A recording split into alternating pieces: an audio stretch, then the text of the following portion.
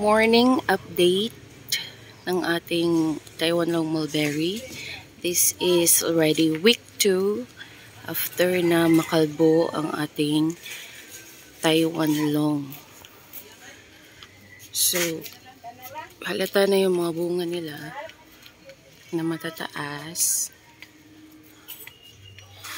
Kung observe ninyo, lahat ng nodes ay naglabas talaga ng mga bagong sprouts and meron na silang mga dalang bunga.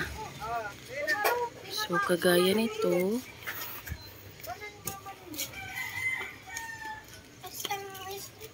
dito rin, here, lahat talaga may bunga.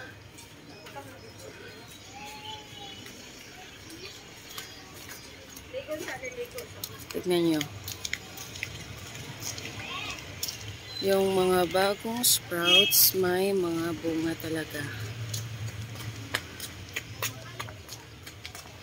So, ang average na fruits in every sprout, meron tayong 3 to 4.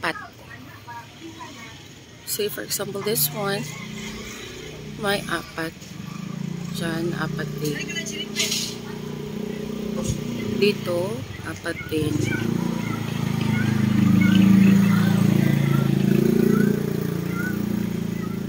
So, dito, merong 3. Here. And, nandoon yung iba.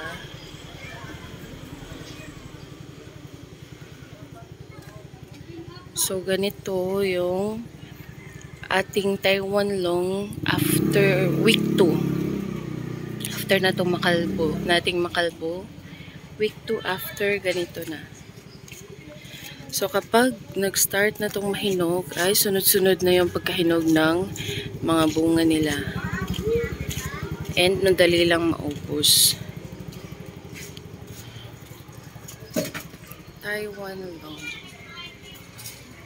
Ayan ang aking Taiwan Long. Isang puno. Yet, maraming bunga.